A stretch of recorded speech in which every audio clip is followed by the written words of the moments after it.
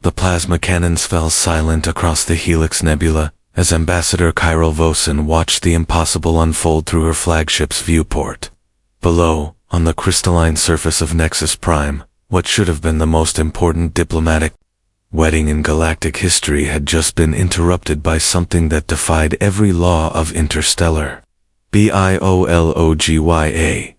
Human baby. Not just any human baby, one that had materialized in a cascade of temporal energy, right in the middle of the ceremonial altar, disrupting the union between Prince Velith, of the Aquarian Collective, and Princess Nixara, of the Void Courts.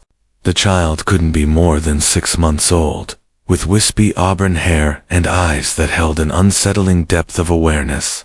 Impossible, whispered Dr. Raventhorn, the expedition's xenobiologist, as her scanners went haywire.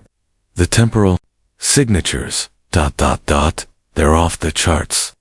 This infant isn't from our timeline. Ambassador Vosen had spent 3 decades navigating the treacherous waters of galactic politics. She'd brokered peace between silicon-based constructors and gaseous ethereals, mediated territorial disputes across 7 star systems, and somehow convinced the militant hegemon empire to attend this wedding union that would end a 1,000-year war. But nothing had prepared her for this. The wedding guests' representatives from 47 different species recoiled as the baby began to cry. The sound wasn't just noise. It carried harmonic frequencies that resonated through the quantum field generators, keeping the atmosphere stable. Several of the more sensitive attendees collapsed, clutching their sensory organs. Prince Velith, his bioluminescent frills pulsing with agitation, drew his ceremonial blade. What sorcery is this? Who dares interrupt the sacred binding? Before anyone could answer, the baby's cries intensified, and something remarkable happened. The ancient precursor ruins beneath Nexus Prime, dormant for millions of years, began to glow. Symbols that no living being had seen activate rose from the crystalline surface, projecting holographic star maps into the sky. Princess Nick, her void-touched skin shimmering with dark energy, stepped closer to the child, despite the warnings of her guards. "Wait," she said, her voice carrying an otherworldly resonance. "Look at the patterns. These aren't random activations." She was right. The symbols were forming a message, written in the universal mathematical language that all sapient species could interpret. But the content made no sense. Coordinates to star systems that didn't exist, references to technologies beyond current understanding, and most disturbing of all, a warning about something called the convergence. Ambassador Vosen's mind raced as she processed the implications. Humanity was barely a century into its galactic debut, still considered a minor species by most of the major powers. They had no time travel technology, no means of projecting infants across space-time.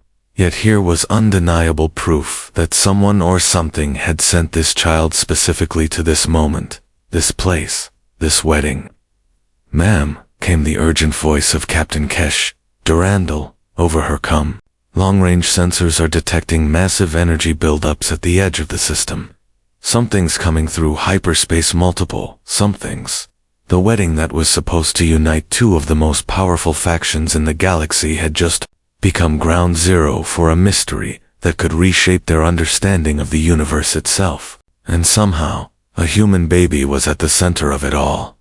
As Ambassador Vosen made the decision that would define the rest of her career, she couldn't shake the feeling that this child's arrival wasn't an accident. It was a countdown to something that would test humanity's place among the stars. Captain Kesh Durandal materialized beside the altar in a shimmer of emergency transport, her combat armor still smoking from whatever battle she'd just escaped. The seasoned military officer's scarred face was grim as she surveyed the chaos wedding guests in various states of panic, precursor ruins blazing with ancient power, and at the center of it all, one impossibly calm human infant. "Ambassador," she panted, "we've got 17 ships dropping out of hyperspace, all broadcasting the same message. Return the child of echoes. Problem is, They're not talking to each other. They're 3 different factions, all unknown to our databases. Dr. Raventhorn looked up from her scanner, her dark eyes wide with discovery. Kesh, you need to see this. The baby's DNA. It's human, but it's been modified, enhanced. There are genetic markers here that won't exist for another 200 years, according to our evolutionary models. Ambassador Vosen felt the weight of galactic politics shifting beneath her feet, like tectonics before an earthquake. Modified how? Neural pathways that shouldn't be possible, enhanced memory engrams, and most importantly temporal sensitivity. This child can perceive time differently than the rest of us.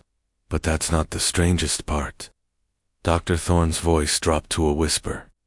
According to these readings, this baby is related to someone in this room. The revelation sent a shock through the assembled crowd. Princess Nyxera's void-touched features rippled with surprise, while Prince Velev's frills darkened to a deep crimson of suspicion. The various alien dignitaries began backing away from their human counterparts, hands moving toward concealed weapons. Impossible, Ambassador Vosen said, but even as the word left her lips, she was running genetic comparisons through her personal databank. The results made her blood run cold. The baby shared genetic markers with Captain Kesh Durandal. Kesh's own scanner beeped with the same revelation. The battle-hardened captain stared at the device, then at the infant, her face cycling through confusion, denial, and finally, a dawning horror. No, I don't have children. I've never. This is impossible. But the evidence was undeniable. More than shared genetics, the baby had Kesh's distinctive heterochromatic eyes. One blue, one green, and a birthmark on the left shoulder that matched medical records. Going back to Kesh's academy days, the first of the unknown ships broke through. The atmosphere, its design unlike anything in their database's organic curves, merged with crystalline technology that seemed to shift and flow like living metal. It settled onto the ceremonial grounds with impossible grace, and from its opening emerged a figure that made several aliens gasp in recognition. She looked exactly like Captain Kesh Durandal, but older, scarred by battles yet to be fought, wearing armor that incorporated technologies from a dozen different species. Most unnervingly, she moved with the fluid confidence of someone who had lived through multiple timelines. "Hello, Kesh," the older woman said, her voice carrying the weight of hard-won wisdom. "I know this is confusing, but we don't have much time. In approximately 18 minutes, the first wave of the Devourers will breach this dimension. In 6 hours, they'll have consumed this entire star system. In 3 days, the Milky Way will be nothing but feeding grounds for entities that exist between the spaces of reality." Princess Nyxera stepped forward, her void-touched nature allowing her to sense the newcomer's temporal displacement. "You're from a timeline where this already happened." 17 different timelines, the older Kesh confirmed. "I've watched this galaxy burn 17 times, each attempt to stop it failing because we didn't understand the true nature of the threat. The Devourers aren't just extra-dimensional parasites, they're the immune system of reality itself, activated when temporal paradoxes reach critical mass." She gestured to the baby, who had stopped crying and was now staring at the assembled crowd with those unsettling, too aware eyes. "This child is the key to everything. Not just a weapon or a shield, but a bridge. Someone who can exist in multiple timeline states simultaneously without creating paradoxes. But he can only reach his full potential if he's raised knowing the truth about what's coming." The ground beneath their feet began to vibrate as the second and third unknown ships landed, disgorging figures that made the wedding guests recoil in terror and recognition. More versions of people from this timeline, but twisted by wars and losses yet to come. Ambassador Vosen realized with crystalline clarity that the galaxy's most important diplomatic wedding had just become its most crucial war council. The moment of collective consciousness lasted only seconds in linear time, but its effects rippled through quantum space in ways that would reshape the galaxy's understanding of existence itself. As the mental connections faded, every being present carried within them the experiential memories of dozens of other species, not just intellectual knowledge, but lived understanding. Ambassador Vosen found herself thinking in harmonics like an ethereal while maintaining the logical precision of a constructor. The paradox should have been maddening, but instead, it felt like finally seeing the universe in its full spectrum, rather than through the narrow filters of human perception. 5 minutes to emergence, announced the scarred Dr. Thorne, her temporal scanners tracking massive disturbances in spacetime. The Devourers are using quantum tunneling to bypass normal dimensional barriers. When they arrive, they'll exist in every parallel timeline simultaneously. The baby had stopped reaching for people and was now staring at the sky with an intensity that made the air around him shimmer. Where his gaze focused, reality became more solid, more real, as if his perception was actually anchoring quantum possibilities into definite states. "He's learning," whispered the elderly precursor woman with reverence. "Every moment of exposure to different forms of consciousness is teaching him how to stabilize paradoxes instead of creating them." Prince Velith and Princess Nixara approached the child together, their ceremonial union forgotten in favor of something far more significant. When they knelt beside the infant, their combined bioelectric fields created a resonance pattern that made the surrounding precursor symbols pulse with new configurations. "We can feel it," Nixara said. Her void touched nature, allowing her to perceive the quantum threads weaving around the baby. "He's not just bridging timelines, he's teaching reality how to accommodate multiple simultaneous states without collapse." The future versions of themselves began to fade like mirages, their temporal presence becoming unstable as the current timeline started to diverge from their experiences. But before disappearing entirely, the older Kesh pressed a small device into her younger self's hands. "When he's old enough to understand," she said urgently, "show him this. It contains the accumulated memories of every failed timeline, every mistake we made, every lesson learned. He'll need that wisdom to succeed where we failed." "Wait," present Kesh called out, as her future self became translucent. "What about the Devourers? How do we actually communicate with them?" The answer came not from the fading temporal echoes, but from the baby himself. As the first massive shadow fell across Nexus Prima, presence so vast it blocked out 3 suns, the infant began to emit a sound that was simultaneously crying and singing, a harmonic frequency that penetrated dimensions. The devourer that emerged into their reality was beyond description, not because it was indescribably alien, but because human perception couldn't process something that existed in 17 dimensions simultaneously. It was maintenance protocol and living entity, mathematical function and conscious decision-maker, the concept of necessity given form and purpose. But the baby's song made it pause.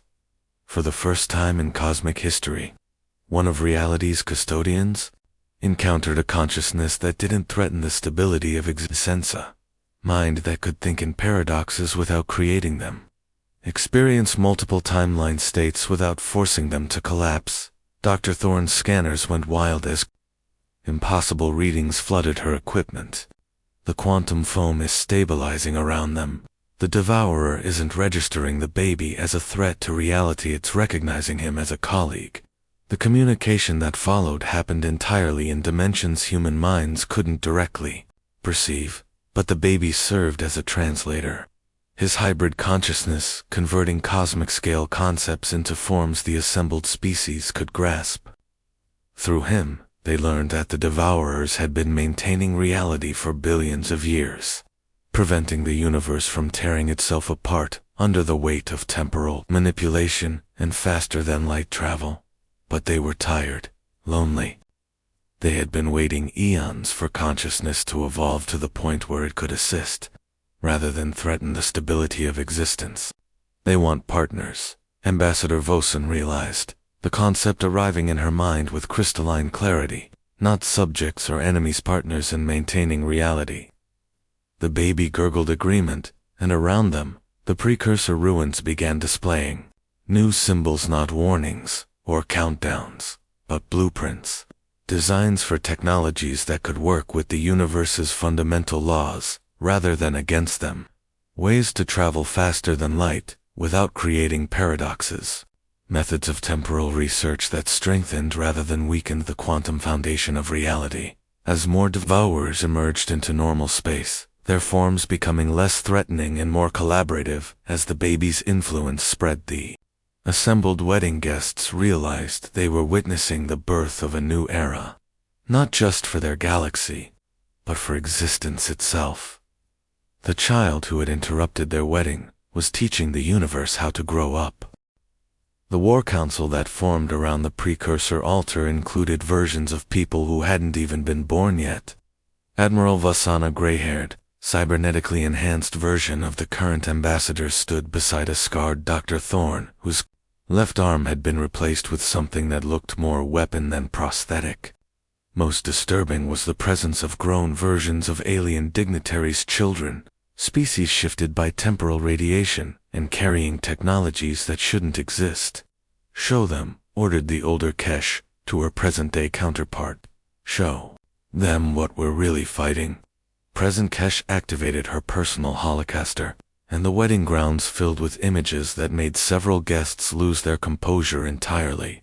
Vast, writhing entities that existed in the spaces between dimensions, feeding on the quantum foam that held reality together. Entire star systems reduced to gray, lifeless voids where physics simply stopped working. The Devourers explained the future Admiral Vosen, her voice carrying authority earned through unspeakable losses. "They're not evil in any way we understand. They're custodians, ensuring that reality doesn't tear itself apart under the weight of temporal paradoxes. Unfortunately, their solution is to digest anything that creates those paradoxes, which includes every form of faster-than-light travel, temporal technology, and ultimately, consciousness itself." Prince Velith's ceremonial blade trembled in his grip. This is why the precursor ruins activated. They knew this was coming.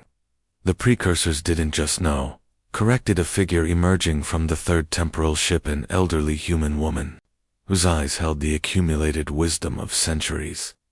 "We are the precursors. Humanity, evolved and transformed by our experiences with the Devourers. We seeded these ruins throughout the galaxy as warning systems, hoping that when this moment came, the younger races would be ready." The revelation hit the assembled crowd like a gravitational wave. Humanity, the newest and seemingly weakest member of the galactic community, was actually the oldest, locked in an infinite loop of trying to save a galaxy that would always fall, unless they could break the cycle. Dr. Raventhorn stared at her scarred future self. "How many times have we done this?" "Countless iterations. But this time is different." The elderly woman, who bore a strong resemblance to both Dr. Thorne and Princess Nixara, gestured toward the baby. "This child represents the first successful attempt at creating a stable temporal paradox. He's simultaneously the descendant of every sentient species in this galaxy and the progenitor of new timelines. When he reaches maturity, he'll be able to negotiate with the Devourers directly." "Negotiate?" Ambassador Vosen couldn't hide her skepticism. "With reality's immune system. The Devourers aren't mindless.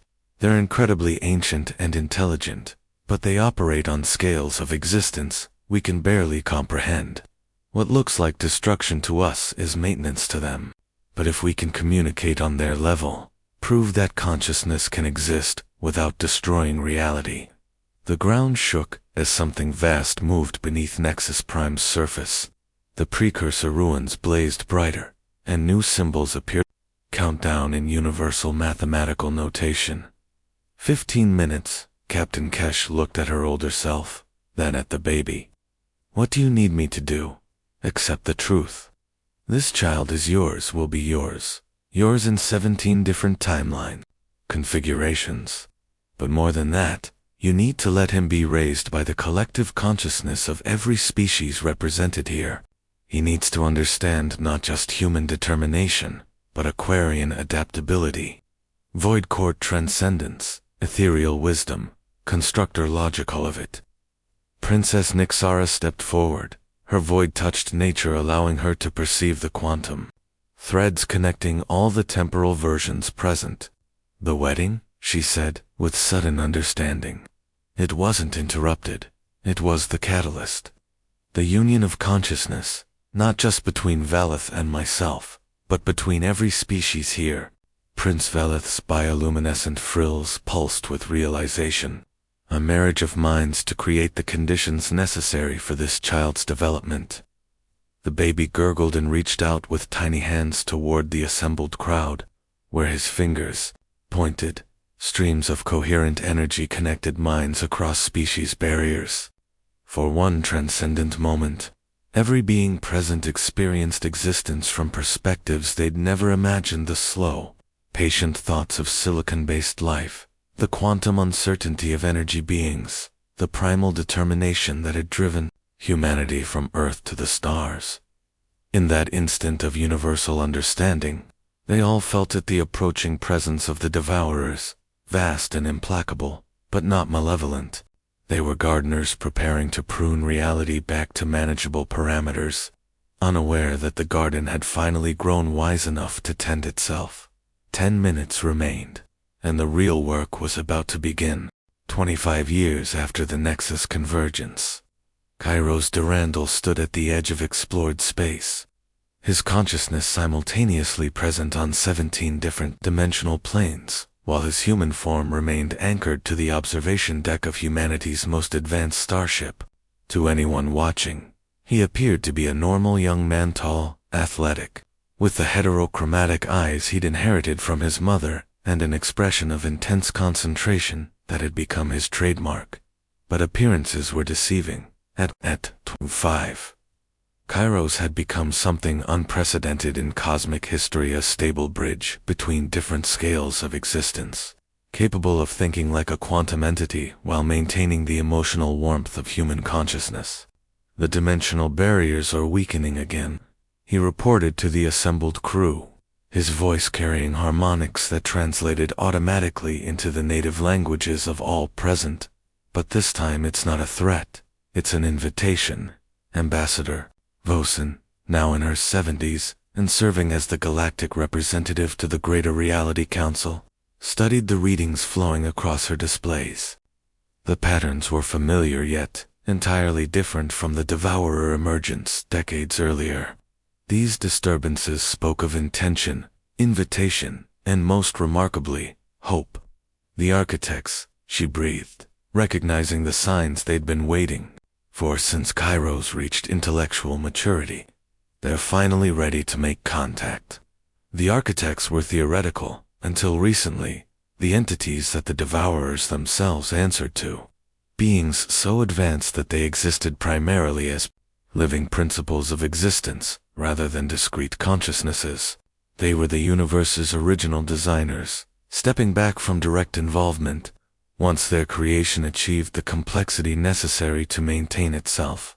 But Kairos' successful integration of multiple forms of consciousness had apparently convinced them that reality had finally produced a species capable of true partnership in cosmic administration. Captain Kesh, now Admiral of the Integrated Fleet, activated the ship-wide communication system. All stations, prepare for first contact with entities that exist on a scale we've never encountered. Remember, if you feel overwhelmed, focus on Kairos' presence. He'll serve as our anchor to comprehensible reality. The emergence began as a brightening of space itself, as if the vacuum between stars was becoming luminous with possibility. Unlike the Devourer's dramatic materialization, the architect's arrival was gentle, inevitable, less like something entering their dimension, and more like their dimension remembering something it had always contained. When the communication began, it bypassed language entirely. Concepts flowed directly into consciousness, carried by quantum resonances that Kairos translated into comprehensible forms for his companions. satisfaction, joy, recognition. The universe had grown up. For billions of years the architects had watched consciousness struggle with the paradoxes of existent species, discovering faster than light travel only to threaten reality's stability. Civilizations developing temporal technology only to create paradoxes that required intervention from the devouers. But humanity, with its peculiar combination of determination and adaptability, had produced something unique. Not just Kairos himself, but the entire framework of integrated consciousness that his existence had catalyzed. The galaxy now operated as a cooperative network of species that enhanced each other rather than competing for dominance. Proposal, partnership, evolution. The concepts that followed were staggering in scope. The architects weren't just offering humanity and its allies a place in cosmic administration. They were preparing to step back entirely, passing responsibility for reality's maintenance to consciousness that had proven capable of the task. They want to retire, Kairos explained to his stunned audience, his young face wearing an expression of amused wonder. They've been maintaining existence for so long that they've forgotten what it feels like to simply ... be. They want to experience reality as observers rather than administrators. Dr. Raventhorn, now director of the Institute for Consciousness Studies, shook her head in amazement. They're offering us stewardship of the universe itself. Not just us, Kairos corrected gently. All of us. Every species that's learned to think beyond their own survival. The Devourers will handle maintenance, will provide guidance and innovation, and together will ensure that consciousness can flourish on every scale of existence. As the architects' forms became more comprehensible, vast networks of living light that pulsed with the rhythm of galactic rotation, Kairos stepped forward to accept not just an invitation, but a graduation ceremony for consciousness itself. The baby who had interrupted a wedding 25 years ago was about to become the universe's newest administrator, with humanity serving as the template for how young species could grow into cosmic responsibility. Looking back at his mother, his mentor, and the diverse crew that had become his extended family, Kairos smiled with the joy of someone who had found not just his purpose, but his home. Ready to help run the universe? He asked. Admiral Kesh Durandal, who had gone from a simple military officer to the mother of reality's newest overseer, returned his smile with pride that transcended any single species' understanding of accomplishment. Ready when you are, son? As the ceremony of transition began, reality itself seemed to exhale with relief. The universe had finally produced caretakers who could dream while maintaining, explore while preserving, and most importantly, grow while ensuring that growth didn't destroy the foundation that made it possible. The wedding that had been interrupted by a baby's arrival had ultimately become the marriage of consciousness to cosmos itself, a union that would nurture existence for eons to come. In the end, the greatest human achievement wasn't conquering the stars or developing impossible technologies. It was learning to think like the universe, while never forgetting how to feel like the small, determined species that had once looked up at the night sky and dared to dream of touching it. The future had awakened, and it was magnificent. 6 months after what historians would call the Nexus convergence, the galaxy looked fundamentally different. Not in terms of stellar geography, the same stars burned in the same patterns, but in the invisible architecture of reality itself. The quantum substrate that underlay all existence had been reinforced, strengthened by technologies gifted by beings who had spent eons maintaining the universe's structural integrity. The baby, now walking with the unsteady confidence of a 1-year-old, had become the galaxy's most carefully protected and simultaneously most free individual. He spent his days in the mobile embassy that had been constructed from the wedding site itself. Nexus Prime had been transformed into a traveling nexus of diplomatic and scientific exchange, moving from system to system as different species contributed to his education. Ambassador Vosen, now bearing the formal title of First Speaker for Integrated Consciousness, watched through the transparent aluminum windows as little Kairos, a name that meant supreme moment in ancient human Greek, played with toys that would have been impossible 6 months ago. A holographic dragon that existed in 7 dimensions simultaneously chased a ball made of crystallized time, while building blocks that could only be assembled by thinking in quantum superposition stacked themselves into impossible geometries.